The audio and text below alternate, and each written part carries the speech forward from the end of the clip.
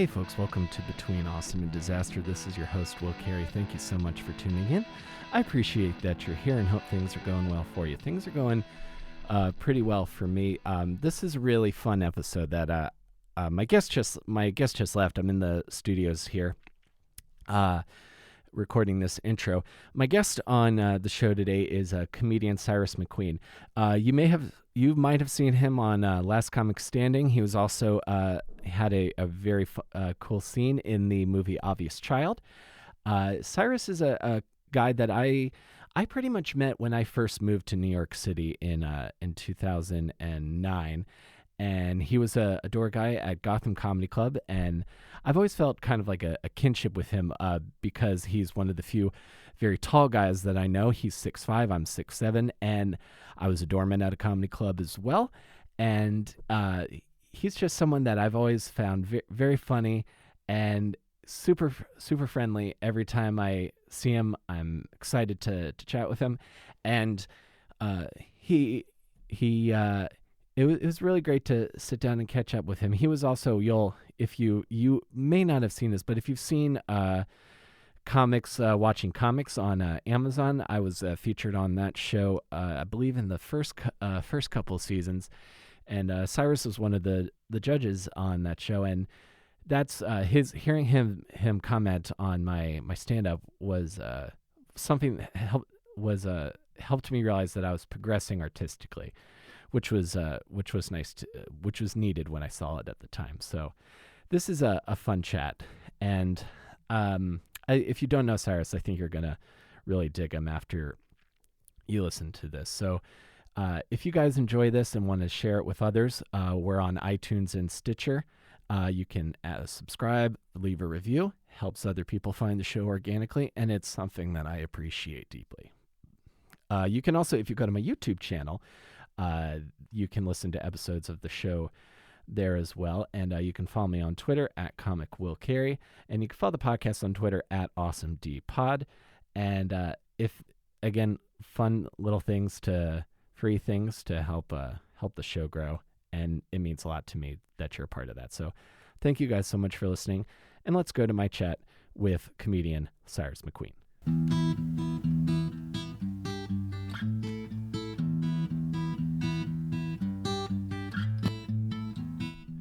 Oh, you went on your honeymoon in Taiwan? And fuck it. Oh, I thought that was Thailand. Yeah, Phuket. Oh, Phuket. I've been to Phuket also. Yeah. Yeah. Oh, so I call Phuket. Fuck it. Yeah. Well, Thailand and Taiwan are different countries. Mm-hmm. So yeah, we've been to Phuket as well. Tell me about that. I was in Phuket. We stayed at a beautiful resort.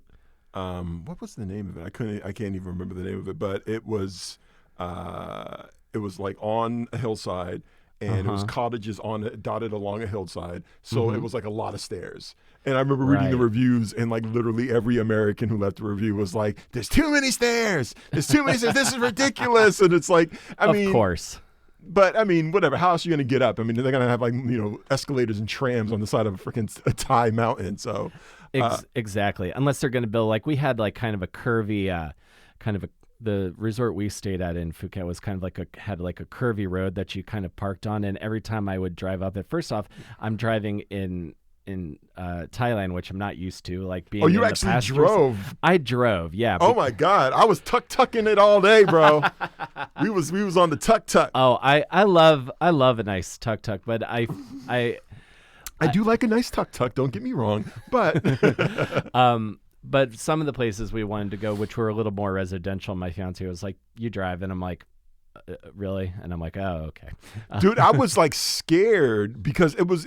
I call it organized chaos. Like mopeds, people with their whole lives on a moped, a whole nuclear family on one moped with lamps and you name it, lanterns and buckets, and just like it was surreal. But everybody sort of if they knew the law of the land, the lay of the road, and there were no crashes or anything. But it was like really, for an American, it was kind of like it was jaw dropping. Yeah, it's like this ever weaving kind of system. I felt that way We were in India in March, and we spent a few days in Delhi. And I thought, I'm from a small town, but I've been in New York for almost 9 years now, so I feel like I got my big city sort of instincts wired. But Delhi was a little overwhelming for me. Oh, I can bet. Because the thing in India, like the thing that got me was the car horn. Like I've ridden public transportation all over. I've taken I've taken tuk-tuks or like motor trams of like questionable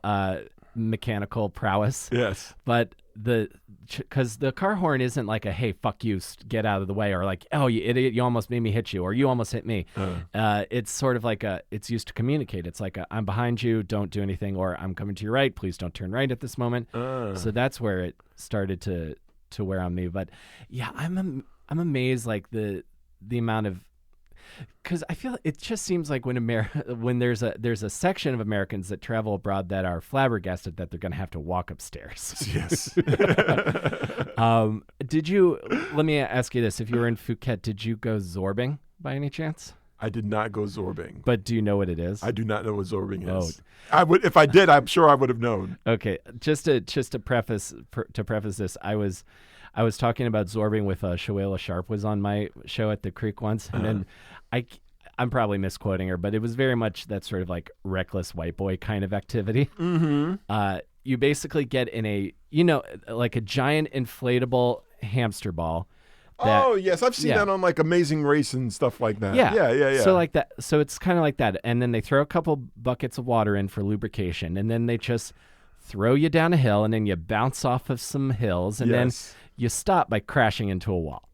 Yes. So my fiance, she was turning 27 then, or 25 for the second time, depending on if you ask her. And she was just like, I want to do something memorable for my birthday. You have to find something memorable. And I was like, okay. So now every birthday I try to find something a little dangerous, like Indonesian water parks, anything with hills and speed. Interesting. See, there was no zorbing on my honeymoon because there were no white guys on my honeymoon.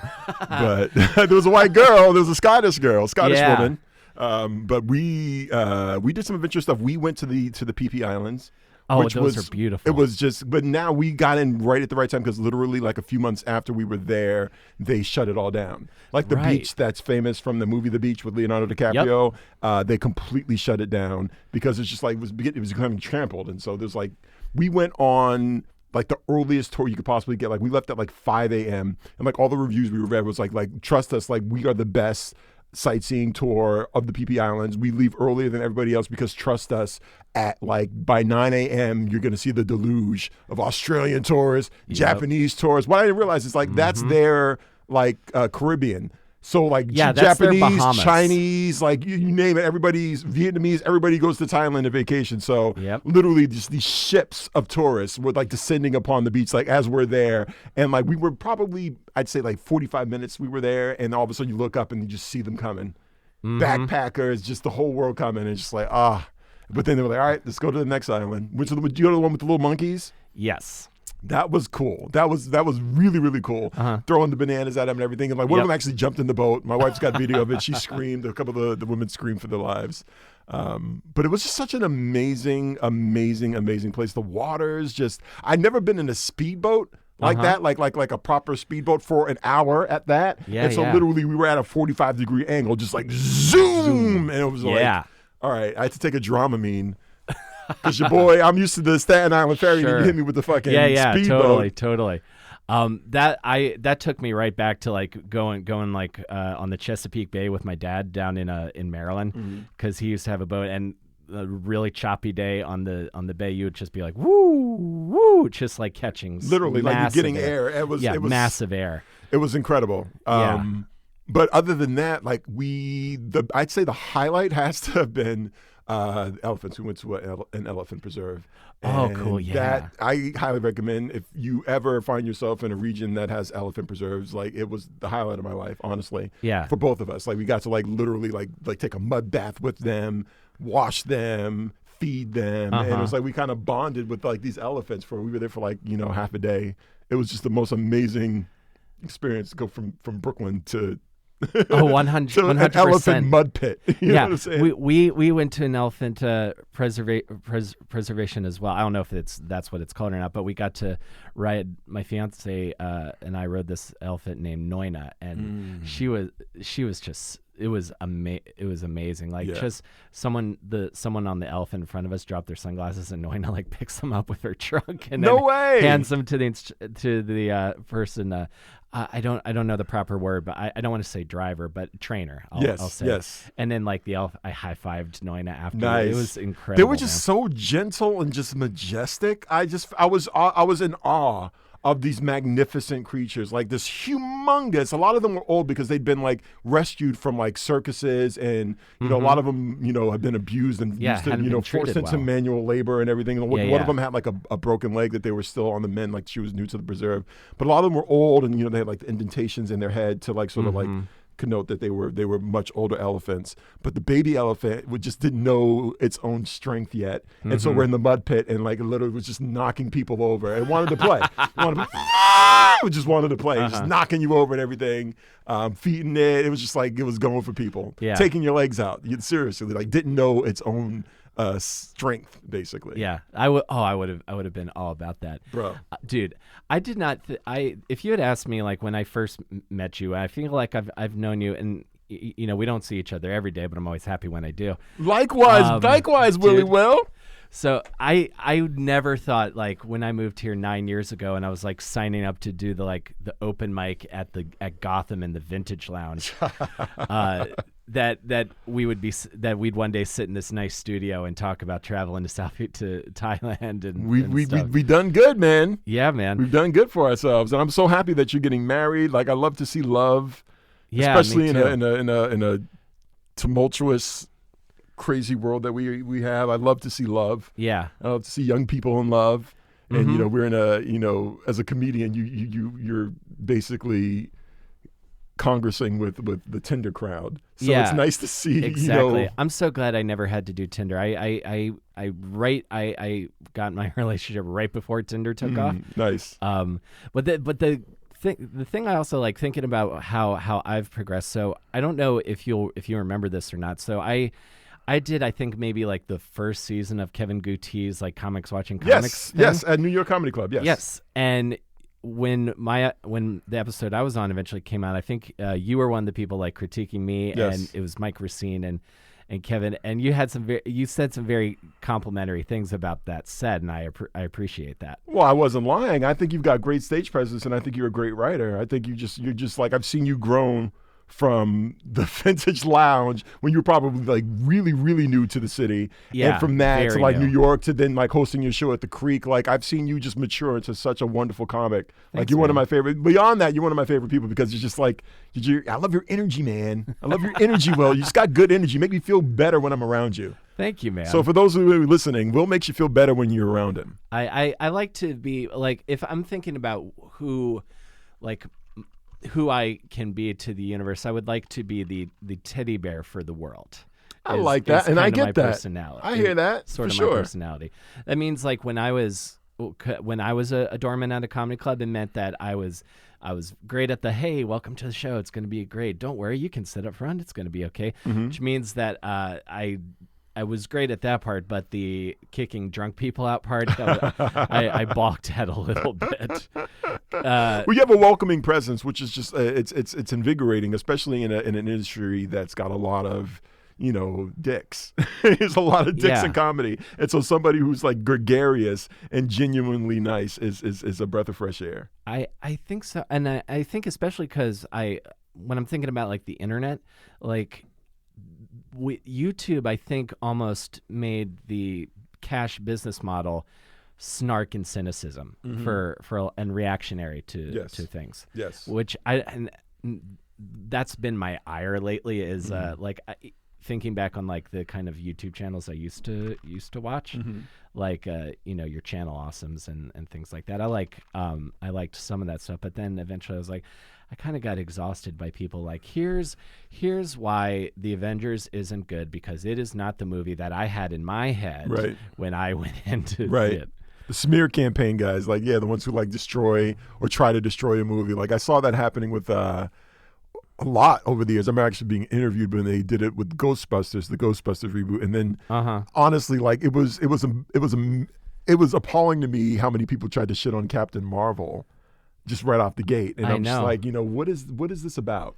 Honestly, like if I'm not a scientist, but I could sort of like peel this onion and see that this is all deriving from a really misogynistic place. But right, it's like okay, dude, I don't know.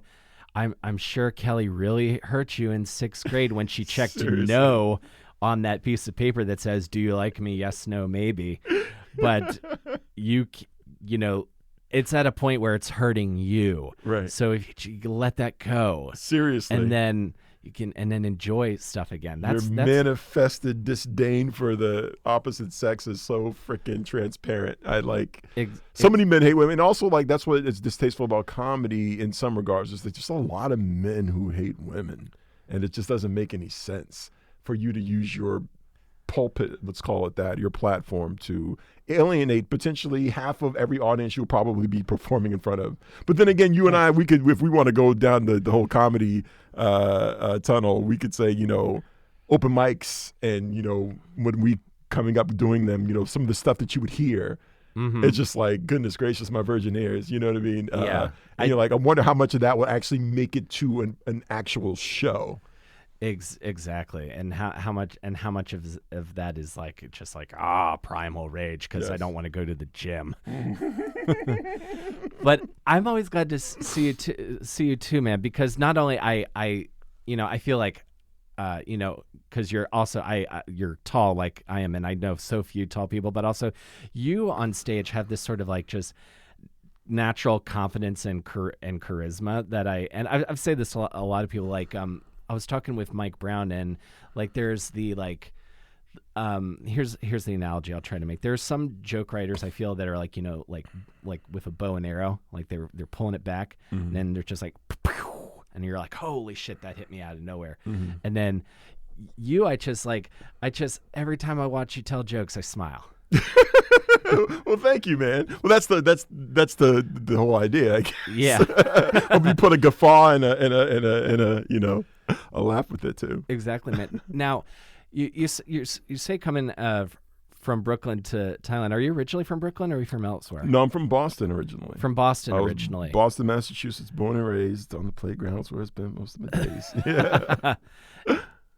Interesting. And what neighborhood in Boston? I grew up in Roxbury, which is the inner city of Boston, like the black predominantly African American section of Boston. Yeah. Roxbury, and then split my time between there and Dorchester, which is the neighboring town, which has become more integrated over the years. But when my parents split up when I was 5, I split my time between my father's house in Roxbury and my mother's house in Dorchester, the like newly integrated Dorchester. So we were urban pioneers. We were the only black family on that street, and a gay couple right next door to us. Like, we were the pioneers in Dorchester. Gotcha. You were the experiment. Yes, exactly. We were testing the waters. And how did those waters fare? Oh, they were cold. Oh, yeah. Oh, that cold. That bitter, stinging cold. I imagine, because my perception of Boston is that it is split between that super kind of liberal college towny scene and that what the fuck are you looking at? Yeah. kind of vibe. Exactly. Yeah. We do, bro, guy. We go to Hampton Beach. We can have a wicked pissa. Get some Sammys. Go get some New Hampshire bitches. Bro, we gonna do it, bro. That sort of shit. New Hampshire bitches. But yeah, you've got your liberal pockets. You've got it's an educational hub. It's such a dichotomy in Boston. Such an interesting sort of like petri dish of humanity, if you will. You got everybody from the world spends time in Boston. Like, every culture is represented, because just about every university will, have somebody attend, whether it be a Harvard or MIT or Yale or Tufts or Northeastern. It's not Yale. Yale's in Connecticut. I got what you're saying. You know what I mean. Brown or Boston College, I think. Boston College, Boston University, or even Emerson, or even you can include a Dartmouth, which is just a little bit a ways up, or a Brown, which is a little ways down. But anyway, you've got these really diverse, heterogeneous pockets, and then you've got this sort of like staid, stubborn, in many ways, ignorant sliver of the city that just will reject any and all change. None of that can bleed into my more homogenous pocket of the city. We're gonna root for the Brutons, and we're gonna go Pats. We're gonna and we're not I don't care what you're learning. I don't care what you got to say. You college boy, you think you're better than me? Yeah, so like that's what Good Will Hunting in so many ways was so resonant that that was he sort of captured that dichotomy. In Boston, your townies totally. and your college kids, Yeah, absolutely. Where I'm from, I'm from like the boonies of Maryland, but I'm from like a very like conservative pocket of southern Maryland. But then I went to college outside of Baltimore, so I have lots of conversations about The Wire, a show I've only watched the first season of. Ooh, don't let anybody hear that. That's one of those things that people are like, what are you doing? I feel badly because I've never watched Game of Thrones, and now I feel completely left out. Like the zeitgeist has just fucking flown over my head. Like I'm completely out of touch with any Game of Thrones stuff. Dude, I've never watched it either. I am more for like sci-fi and then I do high fantasy. I don't know if that's a reaction to like my first girlfriend in college who was way into all that stuff. Right. I've been the same way. I can't do period pieces. I don't like. It has to be done really, really, really well. Like Braveheart, Gladiator level well. But like I can't do castles and dragons and shit. The closest I've gotten is Princess Bride. I love that movie. That's Princess Bride is shit. Yeah, Princess Bride is shit. That's an amazing movie. But when it comes to like my lord, the Castle Targaryen is encroached in our territory. Well, then we must simply go to war. Then I feel,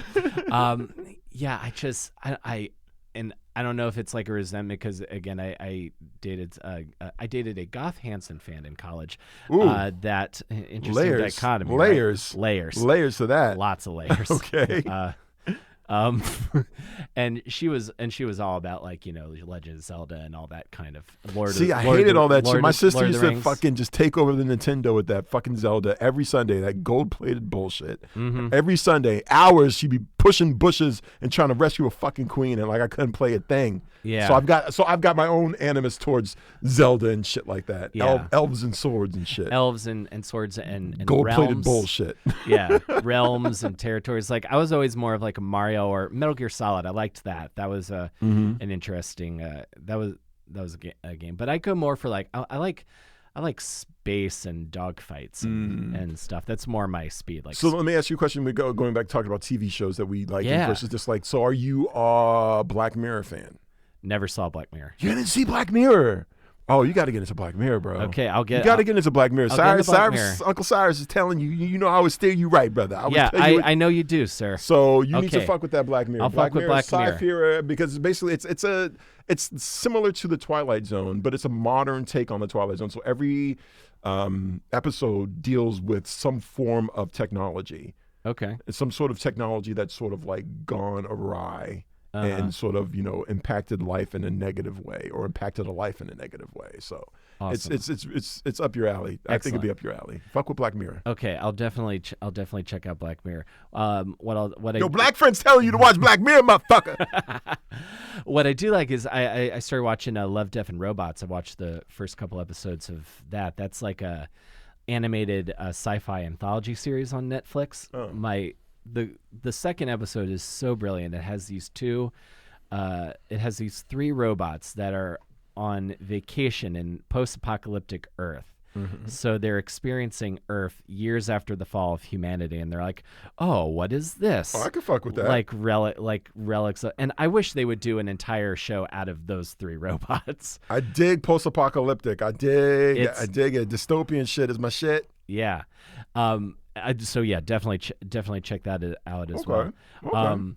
Dystopian post-apocalyptic is your kind of jam. That's my Jimmy Jam. Yeah, it's my Jimmy Jam and Terry Lewis. I love it. Mad Max and I love it. I love that sort of shit.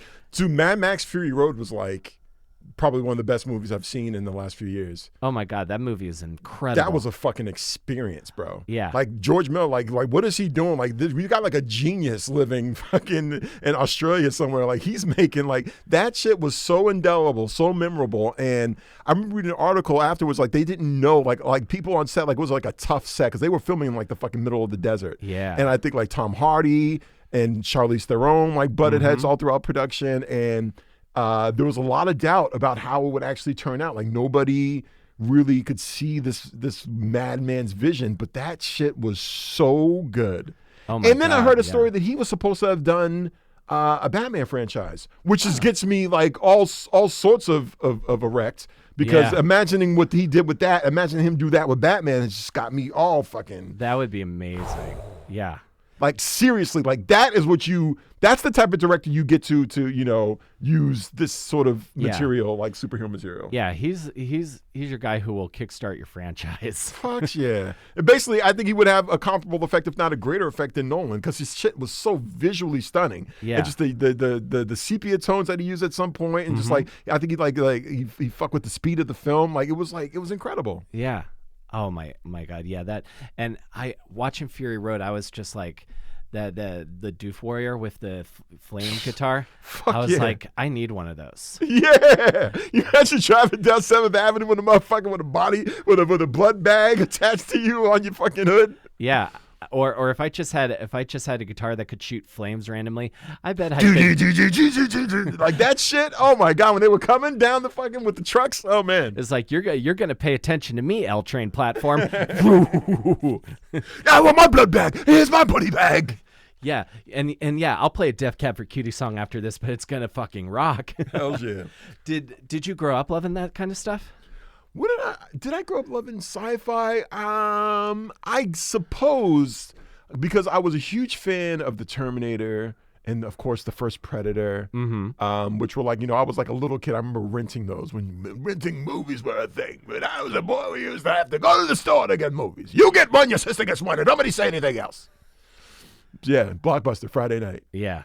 So I felt like I probably was way too young to watch the first Terminator, which we can all recall. Like the first Terminator is a pretty fucked up movie. Yeah, it's a pretty violent. Like it's a tough movie. Like certainly not a 6-year-old's wheelhouse. Let's put it that way. So I was like in the first grade when my father rented the first Terminator, and like that shit just fucked me all the way up. You're just like, whoa, fucked me all the way up. Oh yeah. And then the second one was a huge event. I remember I was like probably like 10 when the second one came out.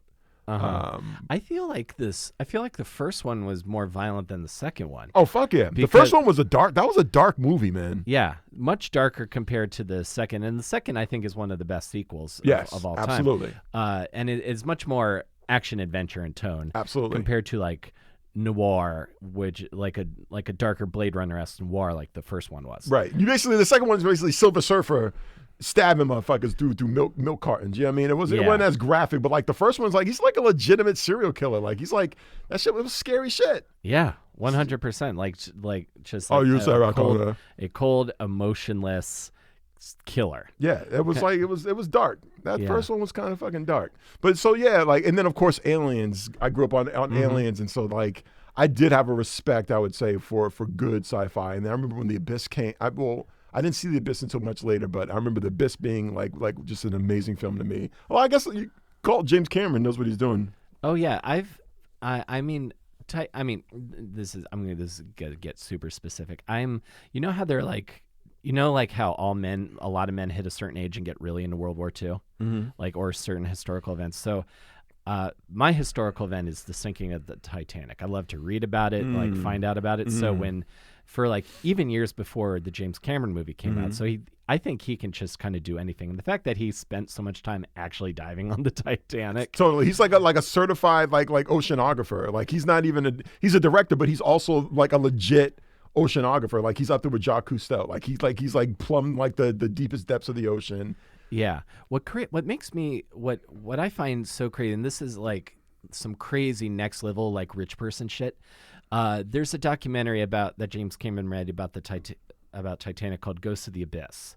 I think Disney produced it. It came out after Titanic, where he and Bill Paxton, rest in peace, went back out and dove on the Titanic in late 2001. Mm-hmm. So like James Cameron was diving on the Titanic when 9/11 happened. How many humans have that Seriously in their history? It's like, I'm going to the North Atlantic, honey. Don't wait up. and then he like I think legit dove into like the Marianas Trench or some other like super that's what he did. He did. Or it's some over deep trench. It's like, well, I've broken all these box office records. Where else is there to go? Well, I don't fancy space. I think the depths of the ocean much more. Okay, so you're growing up in Boston. Yeah. You're loving sci-fi. So when you get, this is something I always like to ask people, when you're getting to high school, and I don't know if you have a car, or if you're like taking public transportation. I was taking the T. So from Boston, bro. So what kind of music are you listening to when you're taking the T? I'm taking the T. Well, the funny thing is, it's like I was in high school in the mid 90s. So I was in high school during a really, really interesting time in music. So grunge was doing its thing. You know, Yep. I remember all the kids in my drama class like were well into Smashing Pumpkins. Nirvana, of course, was out. A lot of Pearl Jam fans. Soundgarden, totally. Green Day was huge. Yep. And I also remember hip hop was really like blossoming at that point too. So you had like Tupac ascending, you had Biggie Smalls ascending. I was actually in high school when both of them died. It was my senior year of high school. Yeah, because that's when like the kind of like novelty, like fun rap was kind of on its way out. Yes, exactly. And gangster rap was coming. And gangster rap was coming in, and it was right before that poppy, balloon suit, Puff Daddy, you know, amalgam of hip hop sort of took off. But so all this stuff was going on, but I was listening to Jimi Hendrix, Nice, and Marvin Gaye and Motown when I was in high school. Like it was so funny. Like my musical taste gravitated backward. As opposed to what was going on contemporary wise. Interestingly enough, yeah. Oh no, that makes total sense. I remember just being so. My mom was really into Motown, so she was always playing the Big Chill soundtrack, and that stuff great soundtrack. Back when soundtracks were really a thing, like you could actually go and you buy the soundtrack from the fucking record store. Yeah. And it was like there was thought into the songs. Mm-hmm. Like Big Chill, I think came out in like the early '80s. It's like 1986. Yeah. So it came out the year I was born. And it has all of these like vintage like R&B and soul and Motown stuff. I know you want to leave me, but I refuse to let you go. Yeah, man, all that shit. Or like when I heard, just that heard it through Grapevine for the first time. That like I listened to My Girl, my old pop punk band. We used to cover My Girl. That was like our big closer. Nice. But just hearing that bump, bump, bump, bump, bump, bump, bump, bump, bump. Because like that's like the first time I had heard like real art, like I'd heard like good bass on a song. Yeah, man, the musicality was just like it was. You even being at that point, I was with 30 years removed from that period, but it was just like it was like fresh to me. Yeah, just that musicality and just like the storytelling and just the vocals. And I remember my mother, she was of course late 60s, 70s was like her youthful era. And she, still had some albums. We still had record player. And like, this is back when you actually had music in your house. And so she would listen to it. And then, of course, like that sort of turned me onto it. And this is great music. And like all great art, it sort of attracts you. It's timeless. And so Hendrix had that effect on me too. I remember when I first heard All Along the Watchtower and then Hey Joe. And then, actually the first Hendrix song I think I remember hearing was Foxy Lady. And it was in Wayne's World. Yep. And I remember like being like, wow, that song is so freaking cool. And I'm like, probably like 10 years old at the time. And I had to go like find out like who that was. And I was just a Jimi Hendrix nut from then on out. Yeah. One of the embodiment of rock and roll. Like if you had to explain rock and roll to someone who had no idea what you were talking about, you just show them video of Jimi Hendrix at the Monterey Pop Festival. Yes. Playing the guitar with his teeth, setting the shit on fire. Motherfucker set the guitar on fire. Like who does that? You know what I mean? Like that's just and everything now like is derivative because somebody like that was just like his his expression, just that was just the way that he closed his show out. You know, what I mean, that was just organic. Whereas now, I feel like we've jumped the shark in so many ways in pop culture that now anybody who does something like that is completely derivative. Oh, you're trying to be provocative. You're trying to be outlandish. Where it's just like, no, like that was the time where they fucking cemented that sort of behavior. Yeah, and he was just kind of being him. I feel like an old guy now because like I'm like, I don't listen to anything contemporary really, or like whatever I hear on the radio. There's nothing that resonates with me. And I feel like the previous generation said that about the 90s, whereas we could all probably agree that the 90s, I'll give up to the early 2000s of where good music stopped. Like there was good music all through the 80s. My favorite decade of music is honestly the 80s. I'm an 80s music fiend. But like I feel like I sound like the old guy now because I'm just like, this shit just ain't good no more. Yeah, I mean, it's hard to, especially I think in this country, because like the sound of what is really successful on the radio kind of changes, and that becomes the base for every like maybe 5 to 8 years. If I can offer a suggestion, because this is what I found out recently. Please do. Your favorite style of music, it may not be gone completely. It might have just gone to a different country because, and this is what I found. I'm sure you could probably look at me and say, I bet he likes anime. So I have discovered that like Japan and has this blossoming like punk rock and heavy rock scene, because that's the kind of stuff I grew up on. Like I love like Blink-182 are still my favorite band, but I was also really into all that I don't know if you remember nu metal, but like Stained and all this sort of like dun like bounce riffs on heavy chords. So that stuff is not, there's not a real big presence for those kinds of bands in America right now, but there are bands doing that stuff in other countries. I am upset. I have become obsessed with this band called the Winking Owl over the past couple of months, and I would describe them as the Japanese. They're Japanese. I think they're from near outside of Tokyo, I believe. I would describe them as Paramore, but with more interesting guitars, and the guitarist is doing some crazy interesting solos and stuff, and the lead singer, she has this angelically beautiful voice. Okay. I've really been enjoying that. So there's got to, if there is a guitar god in Europe somewhere, the same way Jimmy had to go to London to get respected. I know. Well, it's so funny because London also figures in a big way into my growth as a person, because I studied abroad my last year of university, and I ended up going back and lived there right before I ended up moving to New York. I was living in London. And I just developed such an appreciation. Never thought that I would, black boy from the inner city of Boston, but I developed a love for electronic music and for like going out to raves and shit like that. And it was just like, London was just such a special place. And I think like it's never lost that. You know, people will say what they will about New York. I love New York, but a lot of people with old timers like, oh, New York's not like it used to be. It was so much better. But I'm sure people probably say that about London. But there's just something so special about London, and just like their taste and their sensibility when it comes to art and when it comes to music is just like, I think they've surpassed us in so many ways. Oh yeah, I definitely enjoyed my time in London. I was only there for a couple of days, but that's a really interesting city. What part of London were you in? I was studying at Goldsmiths College, which is a big art school in Southeast London. So I was basically living in Southeast London. So I was in New Cross. So like there's like Shoreditch is not too far away, but it was basically Southeast. So it was New Cross and Peckham and not too far from Brixton. Okay. And we would go to so many fucking crazy raves and like old warehouses, and like remember this one church that was converted into like essentially a crazy club, and taking ecstasy and just doing the damn thing. Yeah. And like that shit was probably the happiest, craziest period of my life. Absolutely. Oh wow. And so you go from Boston, and then you you decide? Did you hit a point where you're like, I want to study abroad, or did it just kind of happen? Well, I think I always wanted to, and I basically had taken all of my course requirements.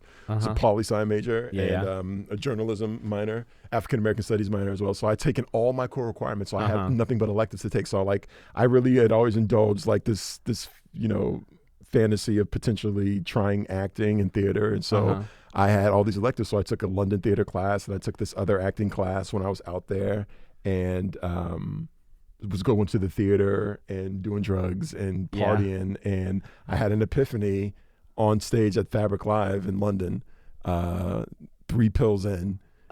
And it was so weird. The DJ was mixing up fucking like they're so crazy over there. They were mixing up all and sorts is this of like house music? This was house music, but this motherfucker, and maybe I call it fortuitous. This was an epiphany of sorts. He mixed in Frank Sinatra for whatever reason. He blended this shit together, and it worked. And it was just like a couple of riffs of New York, New York.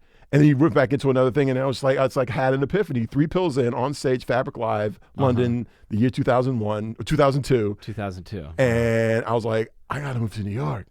Yeah, I gotta move to New York, and like literally, it just crystallized in that nanosecond.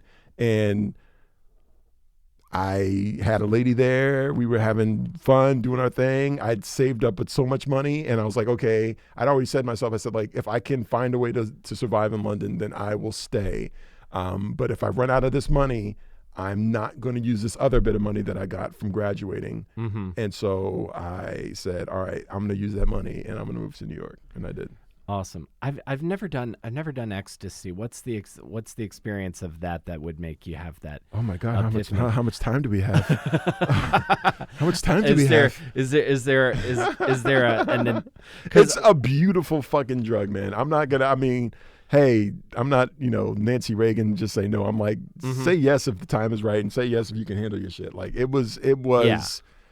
And also the time is like also the drugs, you can't take them out of the context of when you did them, the age you did them, the friends you were with, the situation you were in, the city you were in, the vibes that were going around. But fucking London, England, early 2000s, this is post 9/11, like, so the world was fucking ending, but your life was beginning.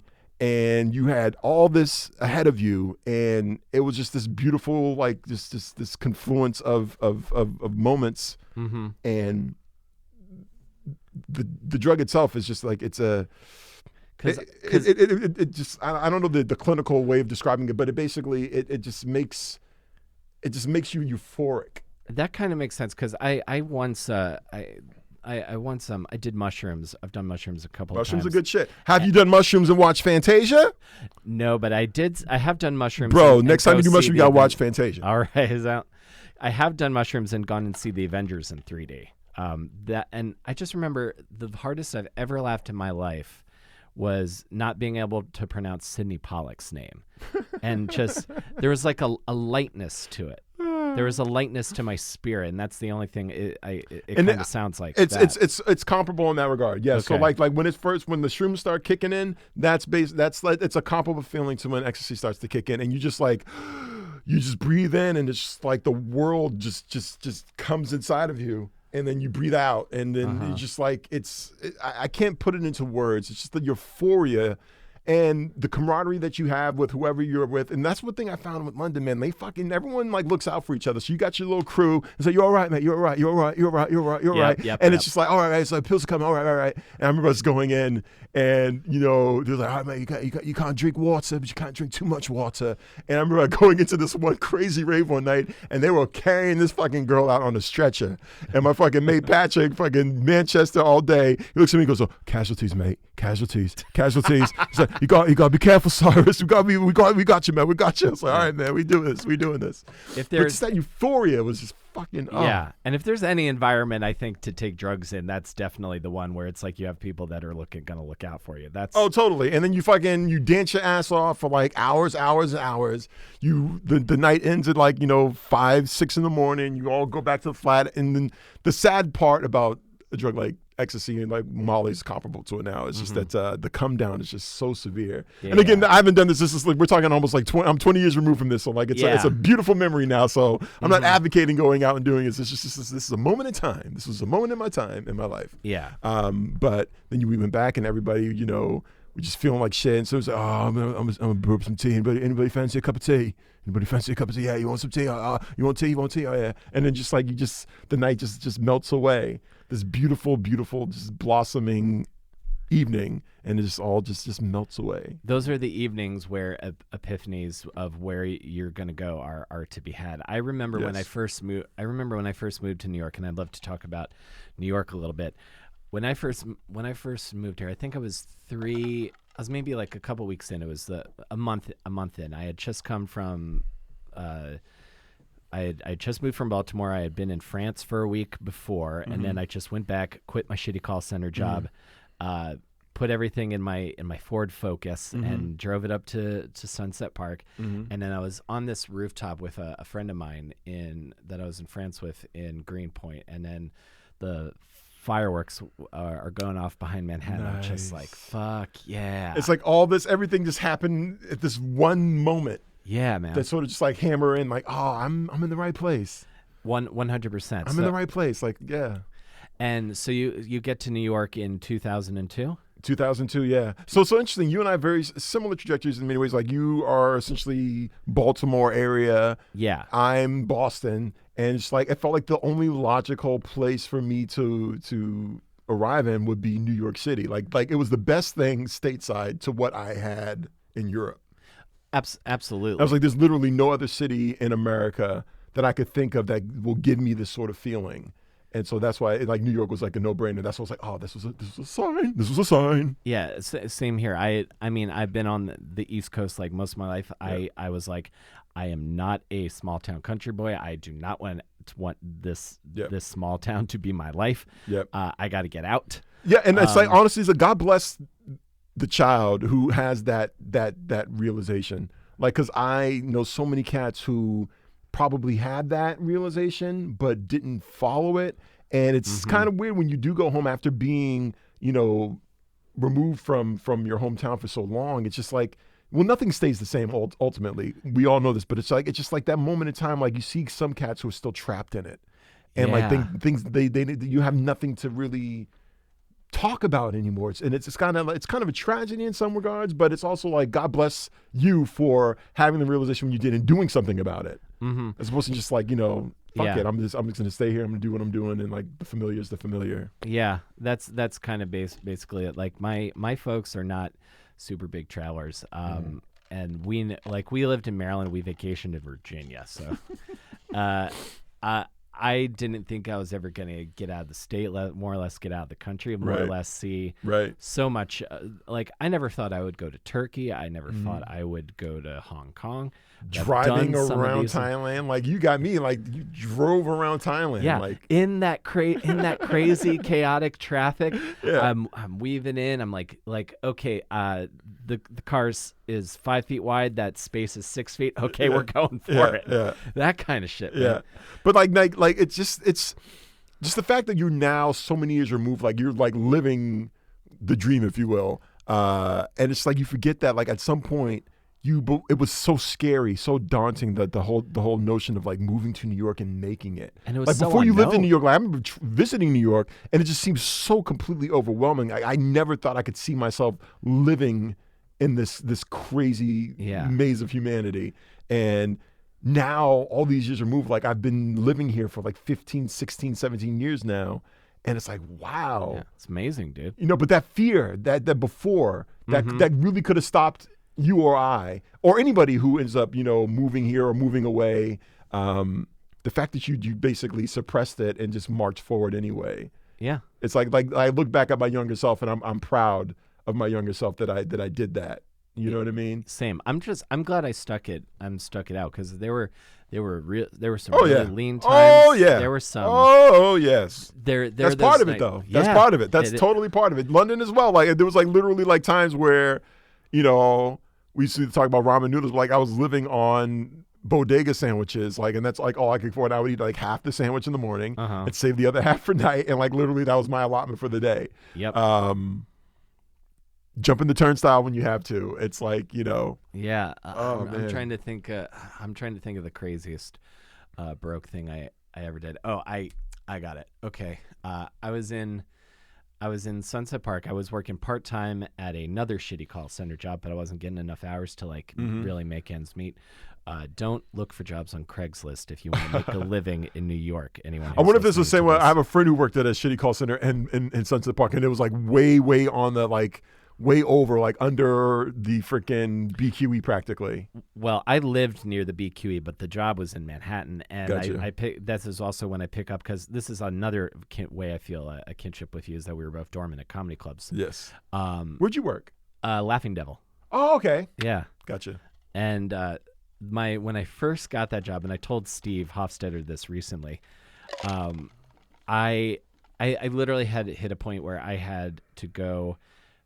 I pawned my guitar so many times to be able to get money to go on the subway. So I had I was bringing my guitar and my Xbox to Easy Pawn, and this guy comes up to me and is like, hey man, I need some help getting on the subway. Was his hand out, and I'm like, dude, I need help getting on the subway. and which is part of that joke where Kevin was like, you're white, get your shit together. And thank you for sticking up for me on that one, because I feel like that's a class issue more than anything else. Bro, I had a comparable situation where I was waiting at 14th Street late at night on the platform, and a homeless guy comes up to me, and like literally I used my last, at that point it was like $1.75 to get on the subway. And I used like my last $1.75 to get on the train to go home. And this homeless guy, he asked me, he's like, you gotta change everything. And I said, bro, I'm broke as a joke right now. I got nothing. And this fucking homeless guy reached into his cup and pulled out 2 pennies and gave it to me. He's like, well, now you got something. I don't know if it was like the most disheartening moment or the most heartwarming moment I've ever had. I still don't know what to think of it, but like the fact that I was literally broker than a homeless guy at that moment, but also that he had the presence of mind and the good nature and the kind nature to like, well, now we both got, now at least you got something, so you can't say that you're broke. I was like, it was kind of a beautiful moment when I think about it. That I'm a little emotional hearing that. If we got to find that guy and take him to dinner. Seriously. I mean, hopefully things are better for him now, but that's my joke. I was so broke, homeless motherfuckers were giving me money. That's so good. So what did the comedy landscape of comedy in New York look like when you got here? Because I think you were.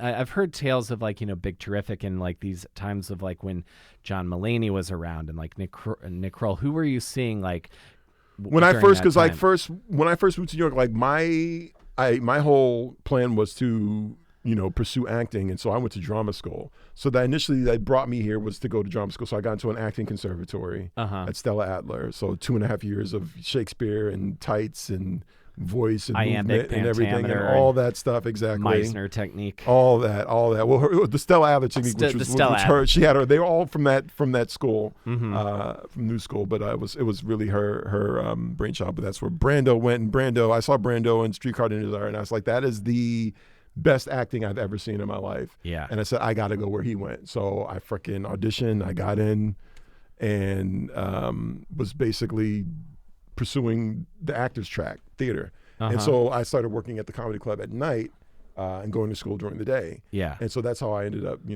finding my way into the world of comedy. But when I first started working there, you're talking like 2003. So you were working there and not thinking you wanted to be a stand-up. Not thinking I wanted to be a stand-up. I was auditioning commercial shit for they also like I was in drama school. So I'm like, two households, both alike in dignity. I was doing Shakespeare and shit. But it just it's the crack pipe, man. It's like everything else. Improv. I started doing improv before I started doing stand-up, but I liken it to, people can think I'm a huge druggie. I've never smoked crack, by the way, but like this is just an analogy. Sure. I liken improv to a joint, and I liken stand-up to crack. Like it's like once you hit that pipe, once you hit that mic, it's like there's no turning back. So when I finally did, this was much later, but I basically watched so much fucking comedy, and I was naturally funny. I thought I was naturally funny. Like I'd been a class clown my entire life, like getting kicked out of school. Even in drama school, I got in trouble for making jokes at inappropriate moments. Right. And so I just watched so much comedy that it just sort of like it became like a no-brainer. It was like you gotta have to do this. So when I was first starting, I was watching the best, like some of my favorites, and we actually developed friendships because I'd see them so much. So we actually hung out a lot. Was the Bill Burr, Greg Giraldo, rest in peace. Yeah. Mike DiStefano, rest in peace. Yeah. I'm naming all the guys who's passed away. William Stevenson, who just passed away recently, rest in peace. Just all these guys, Louis Ramey, Dwayne Perkins, Buddy Bolton, Bill. I said Bill Burr, but Ben Bailey. Ah, yes. All these guys before they, had their successes. So like I was watching these guys like night in and night out. Mark Maron, like literally like every other night I'm like seeing these guys, hanging out with these guys. Greer Barnes, like, and we're so friends to this day because we're just like we've logged so much time together. That's awesome. But yeah, like so I was watching the best do it night in and night out, and I was also watching some pretty bad comics for doing it. Yeah, so you're just like, okay, I won't do that. I will continue. I'll watch what those guys are doing. Exactly. Oh, that's amazing, dude. Yeah. That's like that's like the rogues gallery of like crusher New York comedians, like the kind of guys that like and I would put in that circle, like I don't know Godfrey or like those other Godfrey as well. They were all there. I would see all of them, all those guys. We were like, we know each other, so it's like we've literally known each other for 15 years at this point. So Godfrey, Artie Fuqua, you name it. Like these were all dudes that I hung out with. And I watched the sets, and you learn so much comedy you really do by watching it. You learn what to do. You learn how to read a room. You learn how to play to a room. You learn how to like stagger your set. You learn how to like rearrange your set on the fly. And I was just watching these guys tear it up night after night. And so in many ways, I read Malcolm Gladwell's Outliers many, many years later, and I realized it's like, okay, by the time I started doing comedy, I probably logged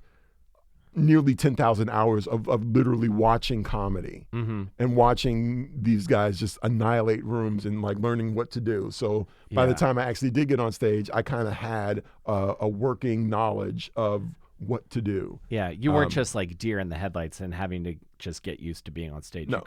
You have like, well, I haven't built a foundation yet, but I'm pretty sure I know how. Exactly, so, and also coming from theater, so like I'm used to performing, and I'm used to being in front of crowds, and I'm used to taking a stage, however big or however small. So by the time I actually did do my first open mic in New York Comedy Club, I had there was a learning curve that I basically exploited. And because I went to school for theater also. Did you feel? I've heard I think I heard Chris Rock say that when he was doing a Broadway show that he found it easier because it was all written. Comparing stand up to acting, do you find like when you have a script and the words that comes a little bit more natural, a little bit easier compared to working out jokes on stage? Yes. Absolutely. Yeah, I kind of feel the same way. It's absolutely. Like, well, I don't have to try to find the beat. I can just find the beat in the words. Absolutely. Yeah. And also there's so much more. Well, depending on like certain theater, like like Shakespeare, that's all dialogue. Like how you say it is crucial to imparting the perspective of the actor and the playwright. But it's sort of like written in his code. You call it the pentameter. Like so, you pretty much know what you have to do. With stand-up, it's comparable as well, but you've got that, just like where theater audiences will be different every night, just like stand-up audiences are different every night, but it is the most brutal art form because you need instant gratification. You need an instant response that your art is being received well. Like a play can go on for 2 hours. You don't know whether or not the people are digging it or not, but like stand-up, like you survive, you live or die based on whether they are receiving this art in this immediate moment the right way. Right. And so you've got to surf a wave that like you don't need to. Like in other ways, you all need to remember your copy. You got to remember your lines in acting. You got to remember your jokes on stage. But it's not as it's not as unforgiving, if you will. Yeah. So like a painter can paint and people can walk by and nod their head and I dig it or don't dig it. Or you can go to a concert and someone can sing or play music. You can like nod your head, I dig it or I not dig it. But like stand up, like no other art form, you need that specific visceral reaction, and like nothing else will settle. Otherwise, that indicates whether or not you're doing your job successfully or not. 100%. Yeah. One little bit of I have some talk and shop kind of questions. Something I need to get better at. I always feel like I feel like a lot of my tools are in place. The area of my toolbox I need to work on more because I do fewer clubs. I do fewer club sets, and I do like the friendly, like, Right. bumper bowling alt rooms. Dealing with hecklers, how do you think you got any advice for me on how to effectively handle hecklers? Well, see, this might be difficult, Teddy Bear, because you're so nice. I know. You're so nice, and it's like I can't see you. I can't imagine you getting cross with somebody. Like I can't. I'm sure you've got a dark side. I'm sure like you can rip a motherfucker up if you need to. But like, it's hard for me to envision that coming from you. So like, what I basically do, because I kind of have like I take no prisoners. Is I call it out right there. I'm like, who the fuck did you? Who the fuck are you talking to? You know what I mean? Like I turn the crowd on that guy in that moment. Like I don't take shit. And like I remember, it always happens when you do clubs because it's Australians invariably who think that they're contributing to the show. It's like, oh, just contributing, man. I just want to try and make the joke better. Yeah. And like, nah, motherfucker. So like, I shut that shit down. I just like, so you flew 22 hours to be a dick? Is that what you did? You'd spend 22 hours on a place you could come here and be a dick. It's like, leave the jokes to me, motherfucker. Yeah. I've heard some people say that like heckling in the UK is almost thought of as like sport. Like there's a sort of gamesmanship to like, really cracking down on someone. Like one of my favorite things I saw and I don't watch a ton of like heckler gets annihilated videos, but Jimmy Carr there's this great video of Jimmy Carr like really after he like basically mimes out fucking some heckler's mom, and he's like, go on, have another crack. I do this for a living. I love it. Yeah, totally. And he's just like a cat with a mouse. Yes. Yeah, but I have that sometimes too. So it's British motherfuckers too. Like they come with a little bit of a like whatever. You dumb Yanks. But it's an elitism thing. Oh, well, but I've gotten that too. Where like British, because like my wife is Scottish, so like I do a joke about her and I mimic her voice and everything. And I did this at Broadway like a couple weeks ago, and the guy is a British guy on stage. He goes, "What accent was that?" and then I stopped. I said, "Okay, do a black voice right now." I said, "Do a black man's voice right now." Go on. Yes, what I thought. Shut the fuck up. Yeah, I like to do a British accent and then say it's a black guy. It's like you didn't even think it was, so you're the problem there. Exactly. It's like one of my like flipping it on people's heads. I just love doing. And tell me about you were on Last Comic Standing a couple of years ago, yeah? Yes. Tell me about that experience. That was surreal. Yeah. That was super surreal because. Just the audition process to get on the show was quite involved, and it was quite lengthy and I'd say harrowing. You had to go. There was like several different levels to the audition process, and like I remember when I finally got the call back for the showcase, and then I had to go into a room. It's like it's the two most extreme examples of comedy that you'll ever have to deal with. So like it's me in an empty room with just Wanda Sykes and like one other producer, and literally in Gotham. So upstairs, so it's cavernous. Yeah. So literally you have to do your full set for them, and it's like you're not getting the feedback that you're used to getting from an audience. So in your head you're like, oh, this sucked. I suck. You know what I mean? But you do it anyway, and then they like. I remember I tried to get off stage. Like, wait, no, come back. I want to talk to you because I like you. And I was like, oh shit, I couldn't tell because you weren't laughing. But that's a great comment for you. They don't laugh. They just sort of like nod and go, that's funny. That's funny. They're artisans, so they sort of like they pick it apart and they're like, I see that. That's brilliant. That's good. So from that to fucking Universal Studios soundstage. Like 1,000 people, which is the most I'd like ever performed in front of at that point. Yeah. And all these people just like stacked like this amphitheater, and they're all staring down, and you're like in this pit looking up. And now you got to do your set for national television and 1,000 people. Yeah. And so you go from one extreme to the next, and it was just like a really, really, really rewarding experience. Like I had to learn to, strategically take all the N-words out of my jokes and basically dissect it and make it TV friendly. And then that was the first time I ever had to deal with standards and practices where their NBC Universal lawyers were like, okay, you need to type out verbatim exactly what you're going to say because we do not want any surprises. Right. And so we want to know exactly what you're saying. And God, fortunately enough for me, I didn't have to alter jokes, but there were a few comics in the competition where it's like they couldn't get past standards and practices. So they're sitting there pulling their heads out. They're fucking on the phone with their managers like, I don't know what the fuck I'm gonna do. They don't like the bit about the laundromat and going crazy. Yeah. But it was such a pressure cooker environment. And knowing what I know now, I would have taken it a lot, lighter. I would have been a lot more easygoing about the whole thing. But I remember thinking like, oh, my life, everything hinges on this. Like I need them to laugh and everything. And I got all the way through. I beat thousands of comics. I made it all the way to the top 20. And it's a reality competition. Right. That's what I realized. It's like, this isn't an indication of my comedy or indicator of how good I perform comedy. Right. This is a reality show. And so, when I didn't go back after like the third time, I felt so like low, but then I felt such a relief because you're in this pressure cooker situation and like you're performing,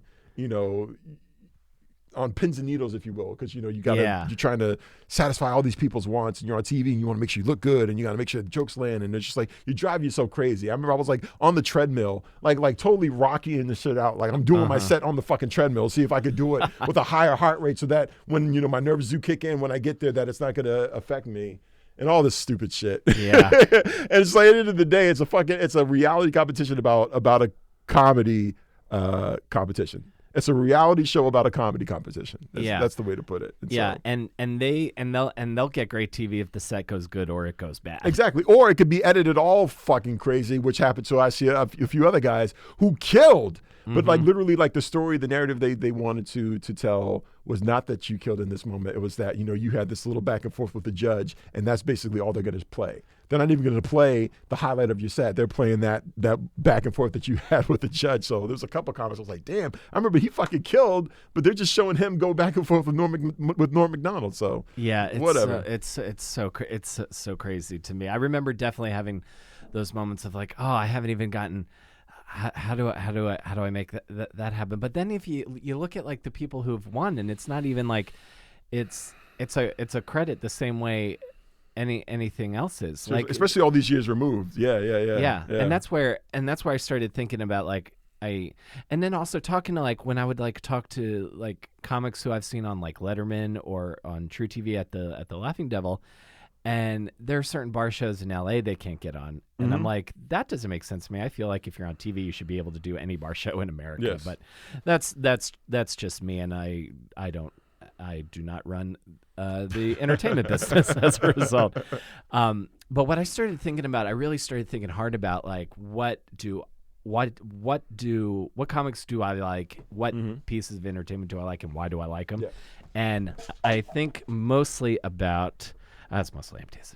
And I think mostly about the comics that make me laugh, and then also people I connect with on some kind of way. So I was trying to think of just like if I get more personal, go deeper into myself, and then and if I get like this thought of like if it feels very specific, it's more universal. I feel like sometimes, and that's where my mind landed when it comes to stand-up. At least, granted, I would also love to be on TV if anyone is listening. And then you were also an obvious child, which I thought like I think my fiance and I had just started dating, and she went and saw Obvious Child in the theater. Yay! And then. Or no, she watched it with her mom, and then she was like, "You got to just find a nice boy to take you to the abortion clinic and watch Gone with the Wind with you." And then when I watched it, because she's lived here her entire life and never sees anyone she knows, and I see comedians all the time, so I'm like, "Hey," yeah. And I was like, "Oh, that's Cyrus."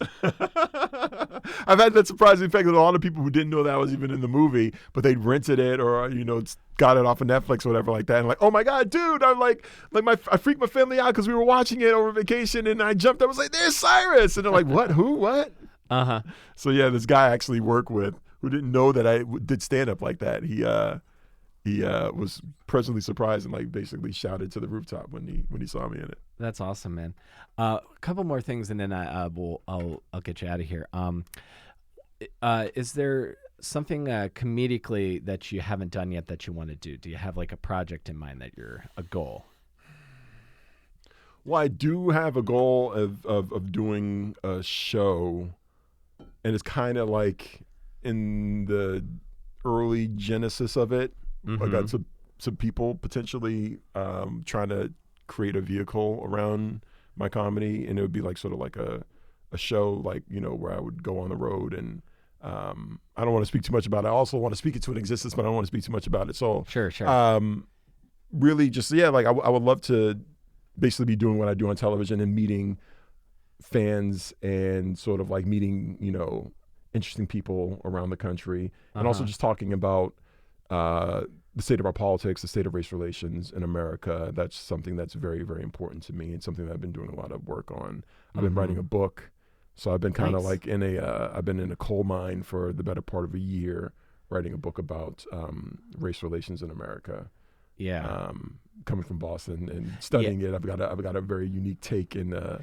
Because if Roxbury is like the segregated, heavily segregated part of the city, I imagine that's been something that you've dealt with your entire life. Absolutely, and just also in even in the entertainment industry, and also just the state of our politics now. Like I feel that it's all, it's all a microcosm in many ways what we deal with, on our day to day, and what we're dealing with on a macro level nationally, with intolerance and with ignorance. And so, this happened for a reason. We're in this state in this world right now for a reason, and there was like signposts along the way, but in many ways we are repeating history, sadly. And so a lot of what I'm writing about is like putting it into that context, like, historically this is where we were, this is where we are now, this is hopefully where we can go. But certainly like the forces that have shaping this world and the current political discourse, they've been around.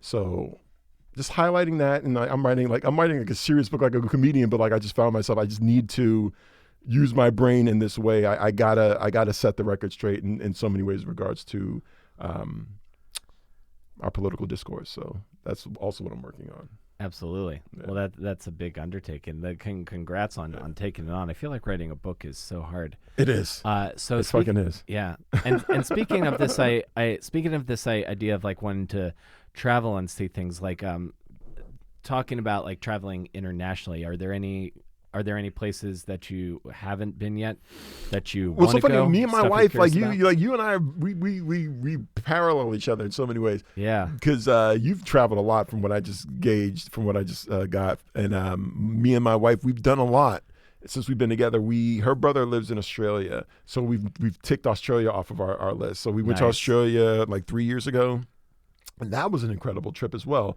Craziest flight. I don't think I'll ever want to be on a plane that long ever again. But Australia was fantastic. We've now done Asia. I would like to, I'm never going to go to Antarctica.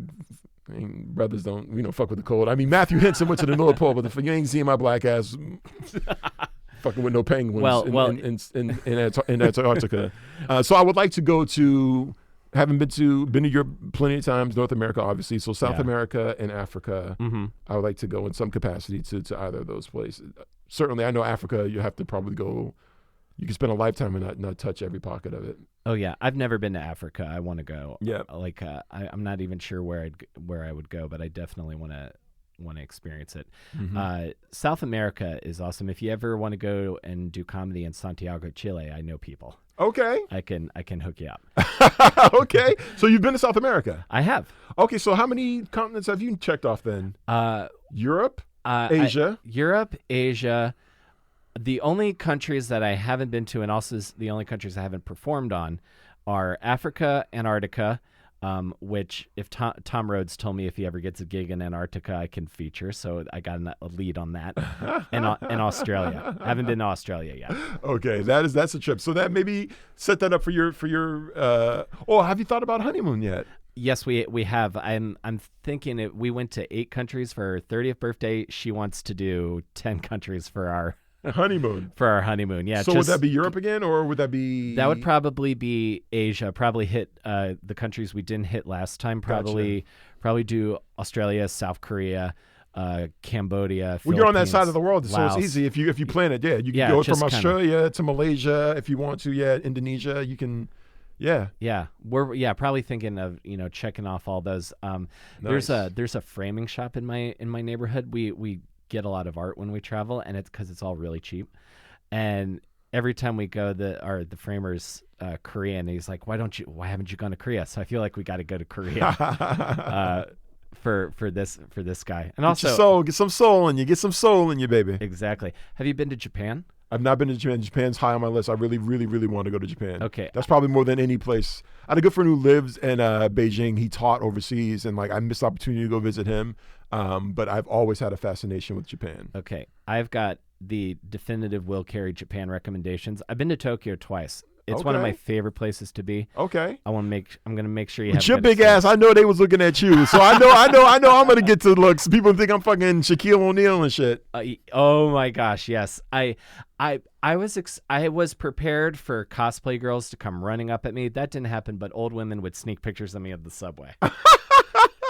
But in India, I'll tell you this. I took pictures with 44 people over the course of 3 weeks. It's like you're a celebrity. Yeah, it's like you feel like what this is what it must be like to be a celebrity. You're just like, a tall, beautiful man that's just like they do not see every day. Yeah, it was kind of cool. And while I was doing it, it was like, if I ever get famous, I think I'd handle it pretty well. Yeah. I didn't mind people coming up and taking pictures. I actually could get used to this. Absolutely. Dude, this has been so great getting to talk to you again. Likewise, my brother. Likewise. Will, like I said, you're one of my favorite people, dog. The feeling is mutual, Cyrus. I'm glad that we've been friends as long as we have, and hopefully we get to do some shows together soon. Yes, Daddy-o, yes. Although we can chop it up anytime because I enjoy talking to you too. Perfect. You know how to reach me. I'm easily reachable. I'm free most of the time. Yeah, buddy. Cool, man. Thank you so much. You're welcome.